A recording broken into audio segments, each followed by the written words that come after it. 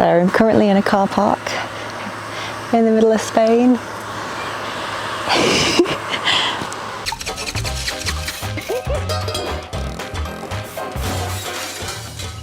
This one was completely my fault. Hi everyone, my name's Sophie Sprocket and welcome back to the channel. And for the last month, this has been my chaotic home. Standing on some litter and a log. It's been a little bit wild. It's definitely been a slower pace of life, which I'm going to be honest, has been quite nice. It's been quite good. I'm a little bit tired this morning because I was off-roading all yesterday, but today I am going to give you a little bit of a tour of my half-finished van project. So this is version 1. I'm currently making a coffee on the floor, so I'm just going to turn the kettle off. Where's the switch? Wrong way. Okay, so let's do a tour of Casa de Saf. So up front we have kitchen supplies. The front of the van has quickly become the kitchen, and the reason being is because basically whenever I want a coffee right now. And it's usually the case that I'm pulling up at the side of the road and I really need a coffee in that very instant. So it has very much become the case that the front of the van is the kitchen. I'll pull up, I don't have to open the back of the van. I just grab all of my camping supplies. It has also become the area that I dry kit off. So this was my socky kit. But because obviously the front of the van gets the most sunlight and it's very hot in Spain, I've basically been putting wet kit in the front of the van and then leaving the doors open when I'm doing other stuff to let it dry out. So this is my dirty socky towel. It's still got a little bit to dry out. So I've just been popping it like up on top of the headrest, and I just leave stuff to dry out when I'm not doing a very good job of it. So yeah, my bike gear, which is now fully dry out. So yeah, this is my laundry room. And then I have my breakfast, which unfortunately I made a really big mistake the other day and I put wet clothes on top of it and some of my porridge got ruined. I have instant coffee for porridge. I have my little stove to heat everything up. This is my bowl, which doubles as a mixing bowl, so I make everything in there, and the coffee bags, and the food I keep in the back.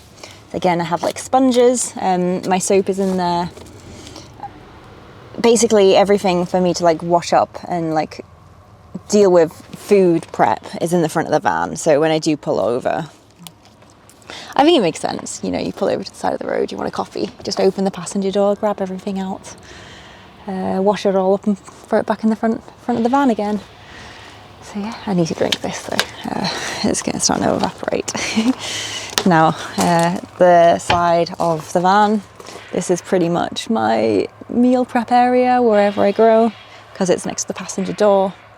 So even when I get up in the morning, I'll jump out of bed, open the passenger door, and pretty much just make everything here. Now onto the inside of the van. Again, this is not finished. The reason being is because I ran out of time, and also a lot of you actually recommended not to finish the van until I went to Europe. And I'm so glad that you guys recommended that, because how I thought I would use the van and how I've ended up like naturally using the van are completely different things. So originally I was going to make this into a bed. I don't really mind sleeping in a coffin. Since then I've decided I'm going to get rid of that. So that was a waste of like 150 quid. Yeah, I didn't get around to making a ladder, and also I realised I don't really want to sleep that high up because I'm really clumsy and I feel like I might fall out. So this has basically just become a parcel shelf for when I'm stationary, so I don't use this at all when I'm moving, other than to like put my duvet up there, because it doesn't matter if my duvet falls down. But when the van isn't moving, I use this to store all the stuff I don't want to potentially get damaged, and then when I move I take it all down again. But the reason I do that is because obviously the back of the van has the motorbike and the ramp in. So when I'm taking the bike in and out the van, I really want all of the floor space clear.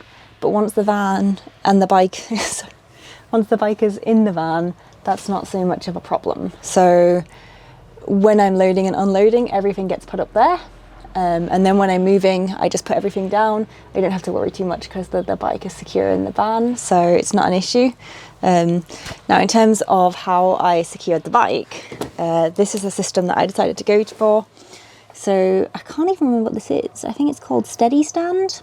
I think it's made by Ace Bikes. So this is a really, really, really awesome system that I absolutely love.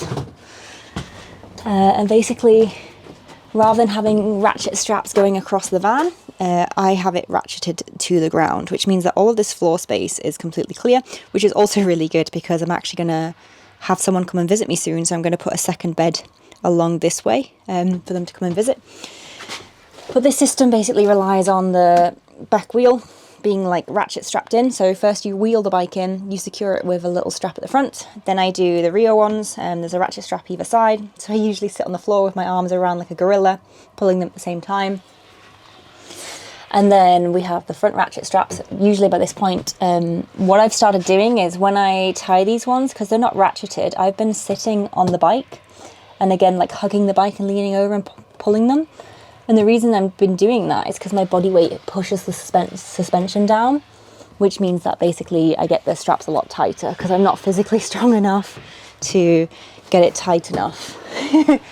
And it's led to some situations where I've been driving along, and because I hadn't been sat on top of it when I strapped it down, the base of it came out, because these are pretty much just like seat belted in. And the bike, when I stopped, the bike was like this. I mean, it didn't fall over, but it was pretty much sat there. And then this is the other little strap here as well, just to keep it into place. So I've had the front strap fail on me, and it still pretty much stayed upright. It was leaning a little bit, but it still pretty much stayed upright. Now the walls of the van are insulated, but not complete. This hasn't really been much of a problem in Spain because it's been absolutely boiling. When I get back to England, this will get finished off and it'll look more like a van. The idea behind this is that this is eventually going to come out, and I'm going to think of a system where it's kind of the bed is going to come here over the top of the bike, and I kind of want it to open up sideways. The reason being is that I do think this is currently a complete waste of space. It's just a waste of space, and this isn't really that functional. And as much as I like having like a fixed bed, it's not great amount of space. It's pretty much a helmet, which for me is fine, but I was getting a little claustrophobic. I didn't like it. So the idea is I'm basically going to find a system in which I can bring the bed about here. So I want it to skip the front of the windshield, and I kind of want it to open and close. So when I'm unloading the bike, I'll just take the mattress down, I'll like fold the bed away, wheel it out. But yeah, in the meantime, this is my bed. So this is just a really cheap military bed that I've been sleeping on. Nothing fancy, basically. It does the job. It's been doing the job. It's not the most comfortable thing, so I've pretty much just been having a mattress, little air mattress on top of a cheap bed, and then I have my really cozy reindeer skin because it's so warm. Reindeer skins are so great for sleeping on, so great. I have like quite a few layers as well because I get really cold at night. No matter how hot it is, I get really cold. Now over here we have my tech system, which, by the way, I don't know if you guys can tell, but basically it's the perfect eye line for stabbing myself when I sleep. Which isn't great. This is another reason why I want to move the bed, but for the time being it's been really good because this is two 12-volt sockets. We also have a cigarette lighter right here. So one of these is high speed, this one is high power, which is fast charging, and this one is just your really low slow charging. The slow charging feeds into my Uni-Fi network, which has been doing a little good job. And over here we have the stats of the van. So I can show you right now, we currently have 92% battery left. Now you're probably wondering, what's the crack with the Unify? Well, obviously me being a YouTuber, most of the money of the project went on.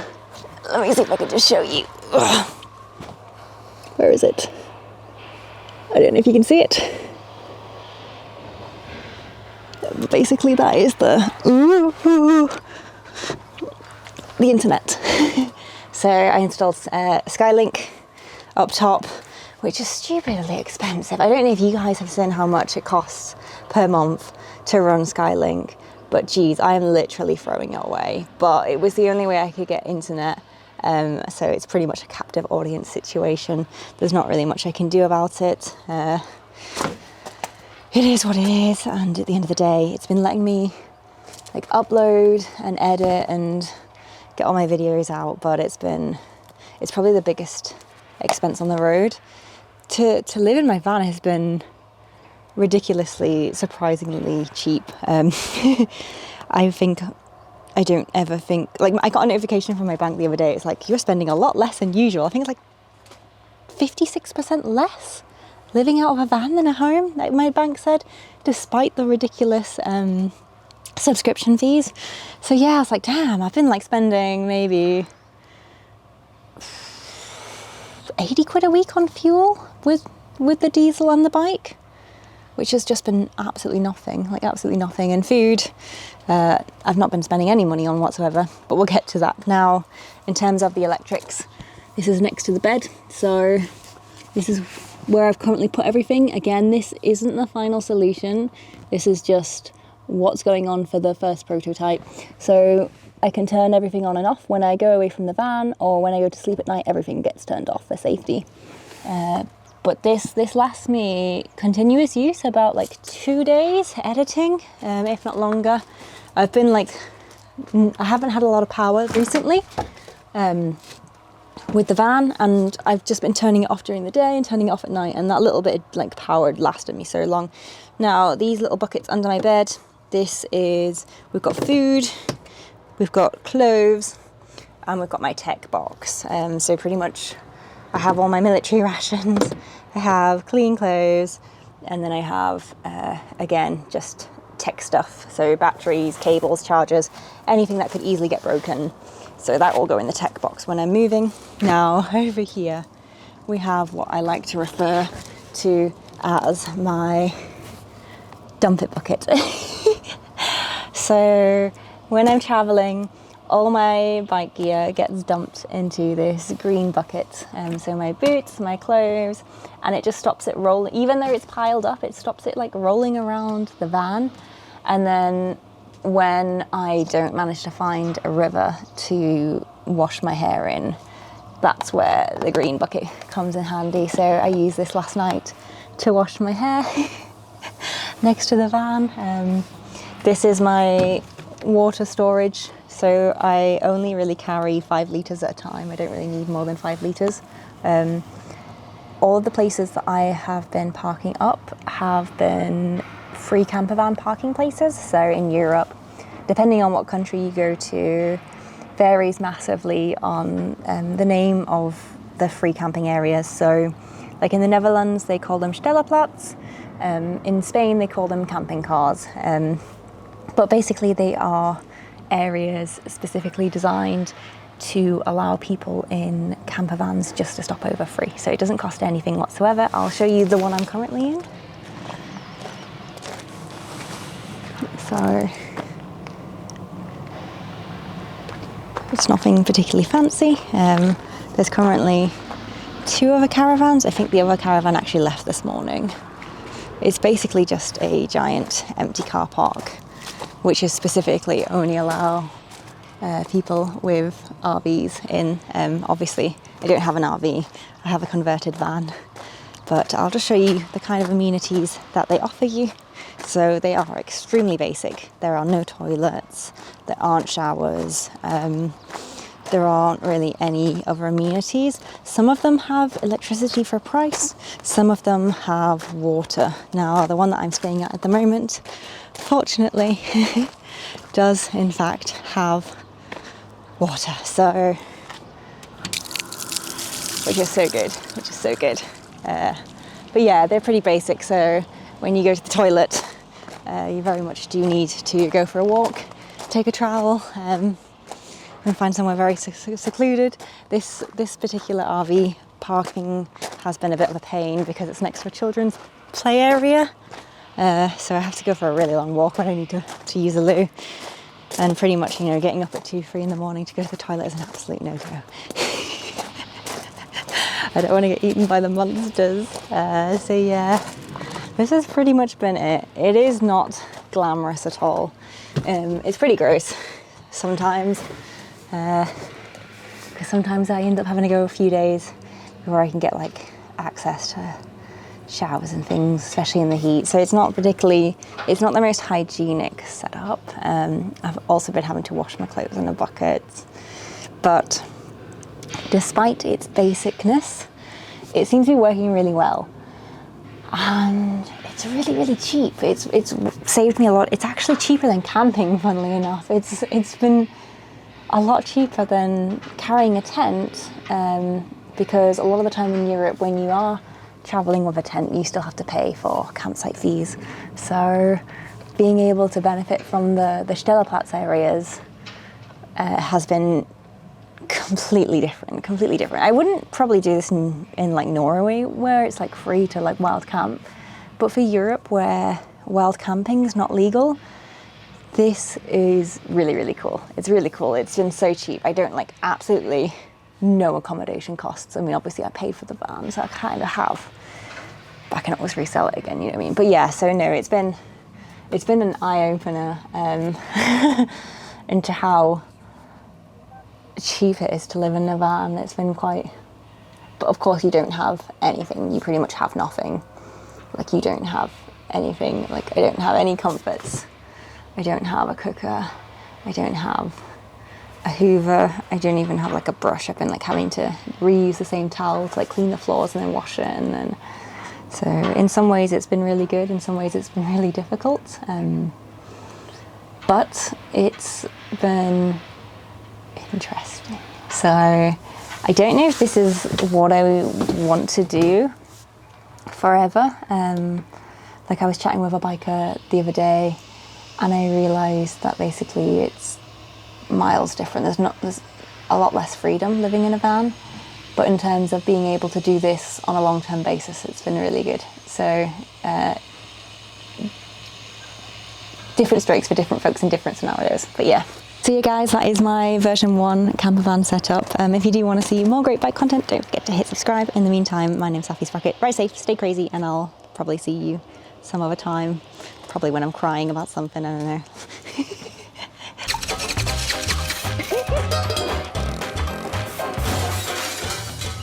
This one was completely my fault.